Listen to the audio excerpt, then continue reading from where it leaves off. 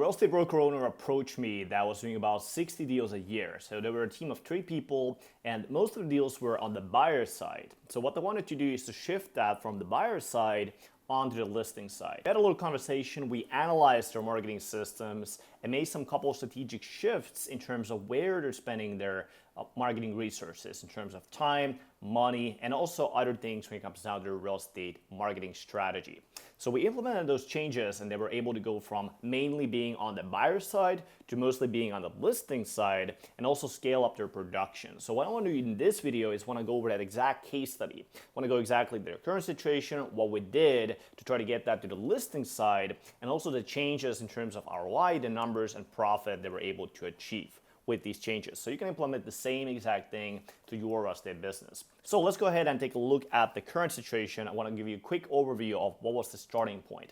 So the starting point was they were doing 60 deals a year, 40 of these were buyers, 20 of these were listings. And as far as like the marketing spend itself went, most of itself was sphere influence, referrals, past clients. That's where they got most of their clients from.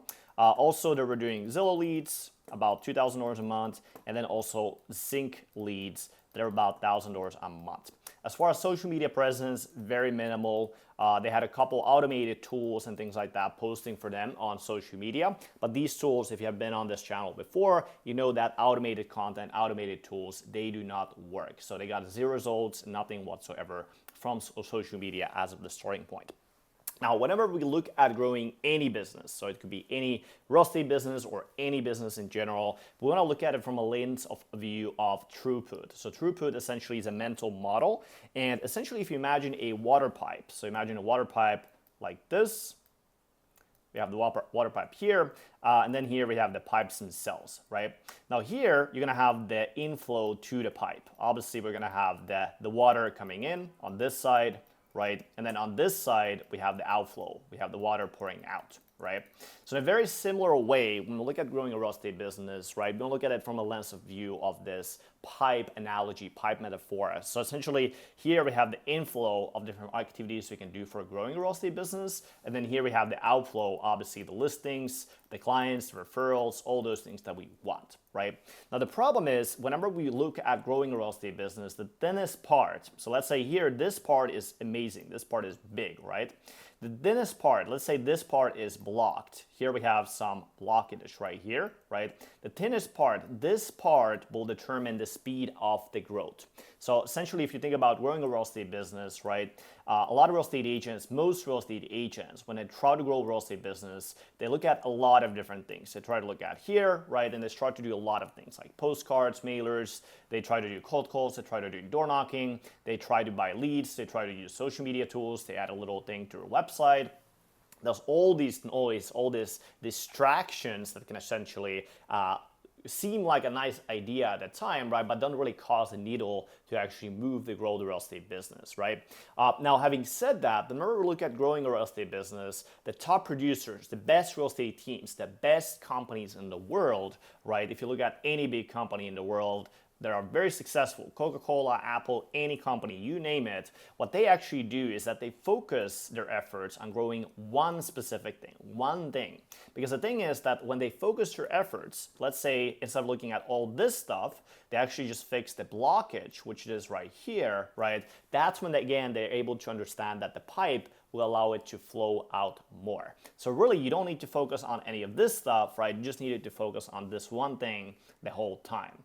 And so whenever we look at growing it, right, think about it this way: when people are trying to grow their businesses, if they try to do tons of different stuff, right, they kind of get progress. They are able to move forward, but the progress kind of goes into various different directions. It's a little bit like this: you make a little bit progress here, you make a little bit progress here, make a little bit progress here, right? But look at the top teams, the best real estate agents in the world, the best companies in the world. What they actually do is that they focus their efforts on that one thing, one problem they want to solve, and they're able to make the progress fully in that one direction. So instead of kind of having like a lot of little bits of micro progress right here, they're able to make that big change in terms of growing their business because they're able to focus down.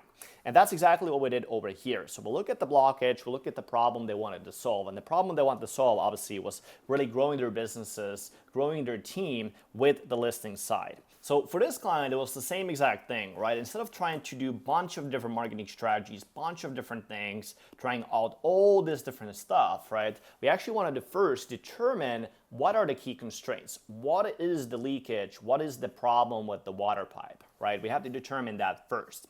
And so we determined that, and we took a look at it, we analyzed the numbers, and what we find out is that the first thing, the number one problem, right, in terms of growing the business was to get listings. So there was no way to get listings right now in the business. As we noticed with these lead sources, right, we had the Zillow, we had the sync leads, but social media, right, we had some tools posting, but there is no one predictable listing acquisition channel that was working, because with Zillow leads, sync leads, as you know, those are buyer leads. They are not seller leads.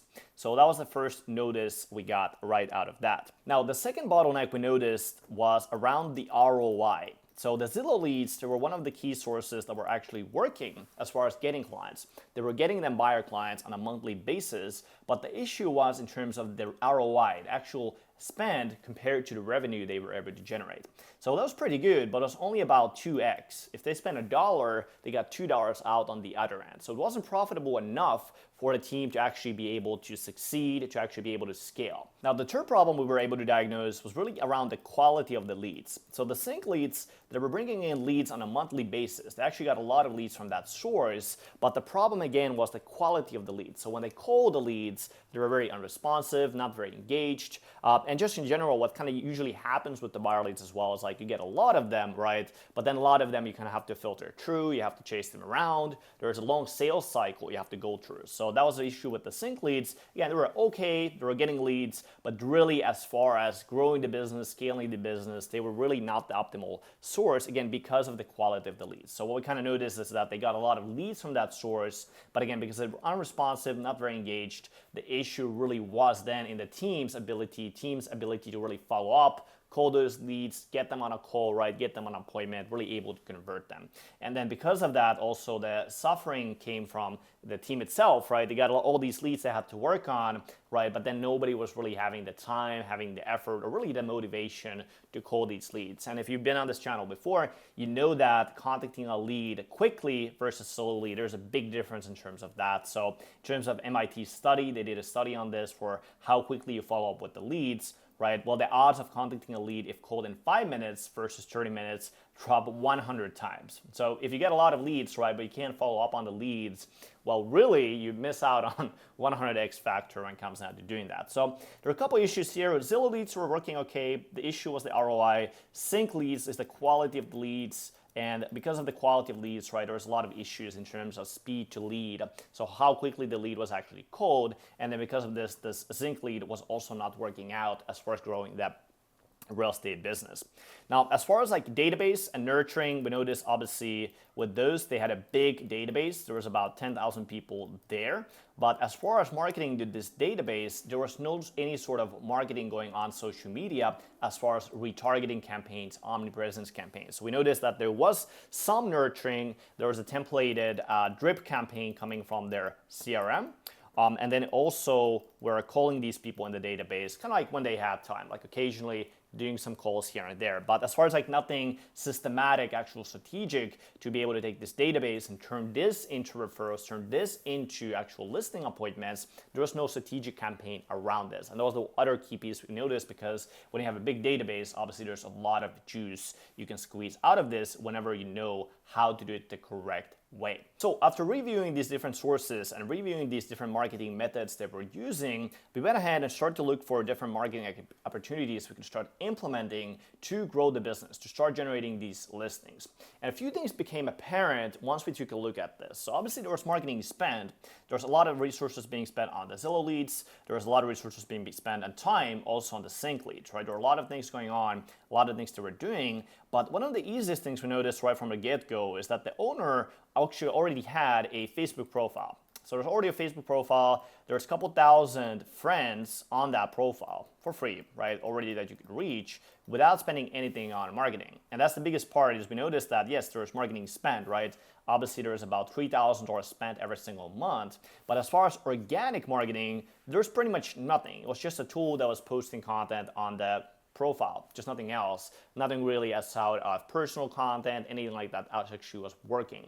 So that was the first change we made, is that actually with this Facebook personal profile, we started to post content that was actually more personal and more relevant to the local people in his marketplace, to the friends that he already had. And that was the piece we called organic marketing, right? Because there's no organic marketing going on at all, virtually, because the social media tools are not doing anything. There's a lot of opportunity there.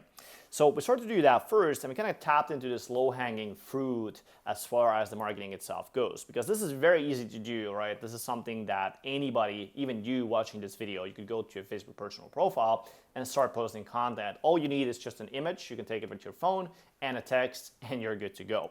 So that's the first strategy we implemented, and actually the broker owner told me he had his first client after 2 months of posting the content. So in the second month, he already had a person reaching out to him asking for his help, and the beauty was obviously the return on that was pretty big, right? So he got about $15,000 in commissions from that deal, but the spend was $0. All he had to do was just take a picture, post a couple posts, and the resulted into a client.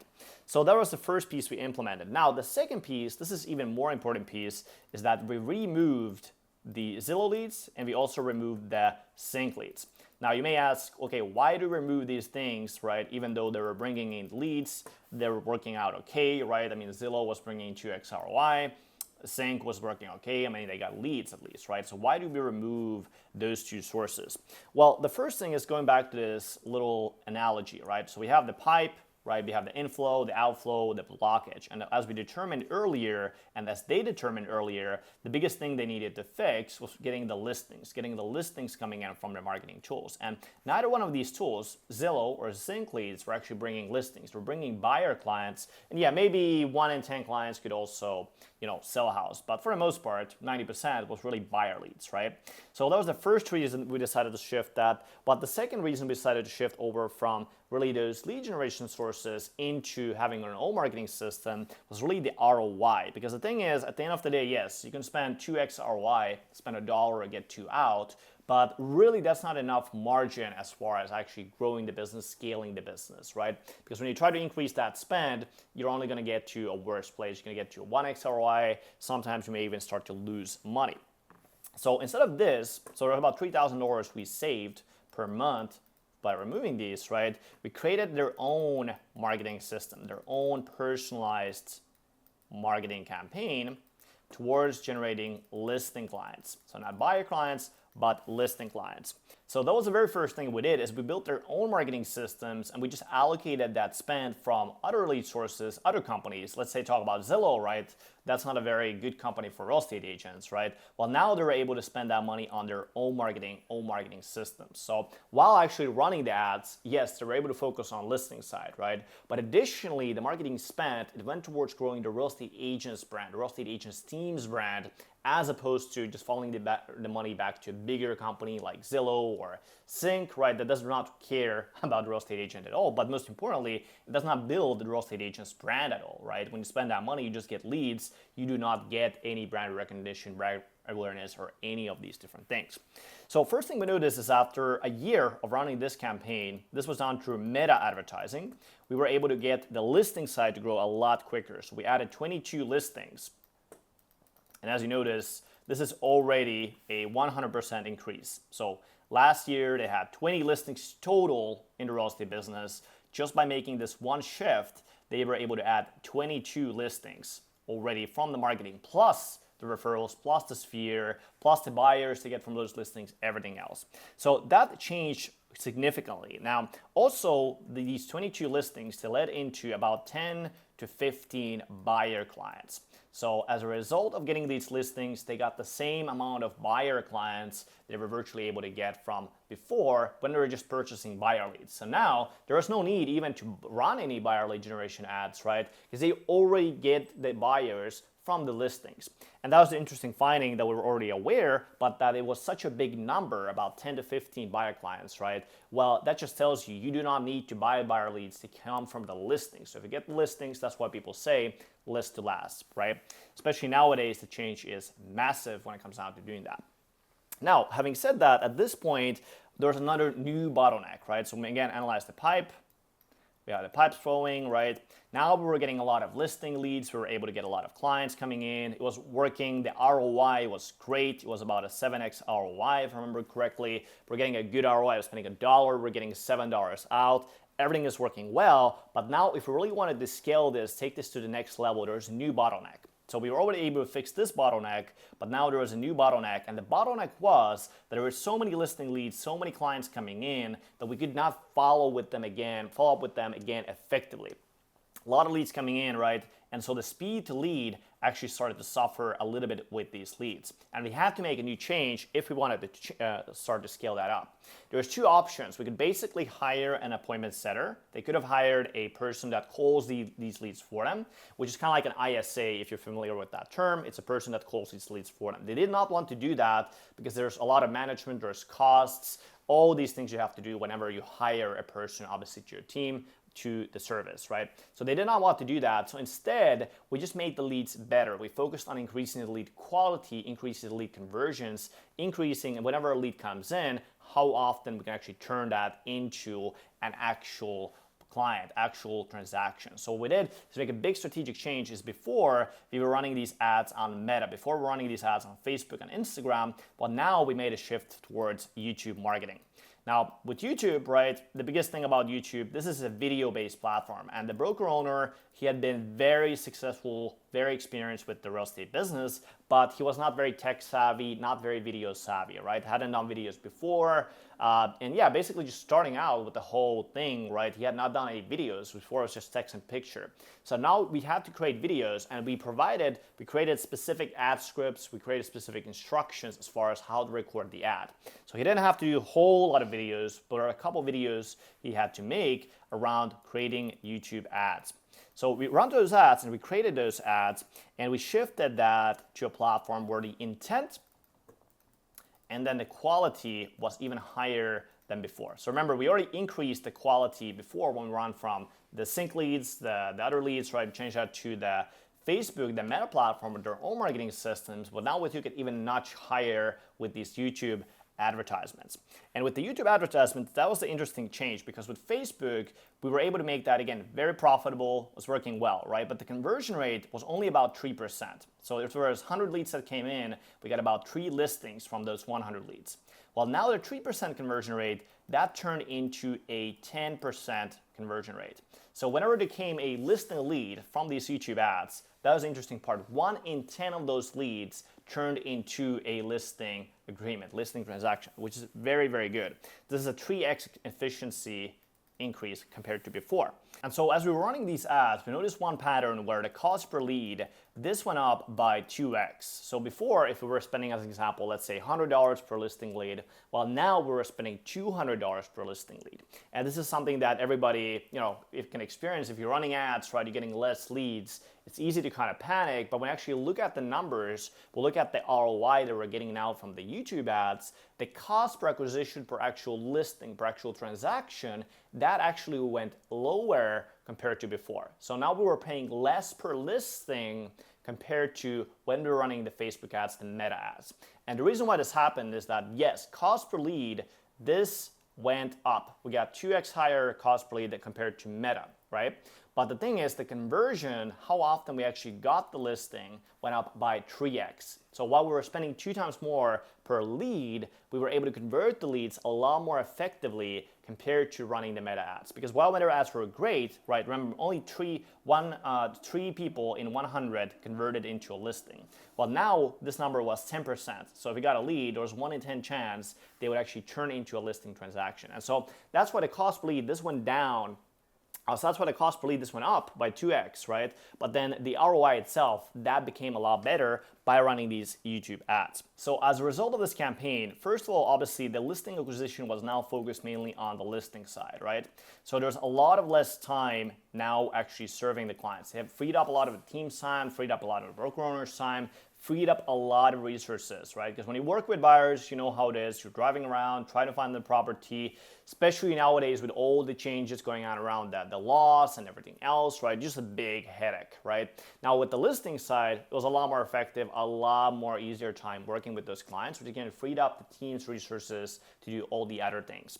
Now, the second piece that happened is that these were also listing leads. So because we're listing leads, that time, the effort, again, to convert these leads, same exact thing. We had to spend less time to actually convert these leads. And as a result of making the change in terms of the actual vehicle for what we use for advertising, from going from meta ads into going a YouTube ad system, right? Well, now we had another change, again, which allowed us, yes, to increase the return on investment, but again, also, again, free up the team's time and allow team, again, to tap into the leads quickly. Because whenever the lead came in, they knew that was a real lead, real listing lead, real person wanting to sell their house. There's 1 in 10 chance that would turn into a listing. So again, that again, reduce the time, reduce all the headache, reduce all the noise around running the real estate business, around working with the clients. And as a result, they were able to get more listings, right? But they were also able to get more buyers, again, because like we discussed, listings, they also generate buyers. Listings also generate buyer clients. So essentially what happened on the front total end, right? Less time spent and more return. More of the things that actually move the needle. Kind of like how I'm going back to this little metaphor, right? We were able to focus on that one thing that actually made the change to the business. The second part is that instead of doing all these other things, we focused efforts on that one single problem every single time. So the first step we had to make was go from the outside lead generation systems, right? The Sync, the Zillows, all those different things, turn that into their own marketing system. Now the brand started to grow. Now, in addition to this, we were able to go from, again, when we got to that second point, we focused on that one individual bottleneck, which was the lead quality. How often, how quickly we were able to call the leads. Again, now, same exact thing. We just focused on that one little thing, one thing we wanted to focus with the marketing, and that allowed us to go from that one level on to the next level. So hopefully this case study was useful. And as always, list to last. This is basically the point of this video. Whenever you're running marketing, whenever you're running lead generation, you should be basically willing to pay 2 times or 3x more to get a listing client compared to a buyer client. Especially nowadays, if you don't focus on listing with your real estate marketing, I don't know what you're doing. I don't know what you're trying to do, right? You should focus on the listing side. If you run especially paid advertising, if you spend money on lead generation platforms, take that money, spend it on your own marketing systems, and focus on the listing side. I can't highlight that enough when it comes down to real estate marketing. Now, the second piece is whenever you look at your real estate marketing, right, don't just spend money everywhere, don't just spend resources everywhere, right? But think about fixing a problem. Think about fixing that bottleneck we covered right here. Think about the one piece, one thing you wanted to change instead of trying to fix everything. And when you try to fix that one thing, right, all the other pieces start to flow. All the things start to coming out here on the other end as far as actual clients. Now, understand that if you're not that experienced maybe with real estate marketing or you haven't done real estate marketing before, maybe at this kind of comprehensive level, right?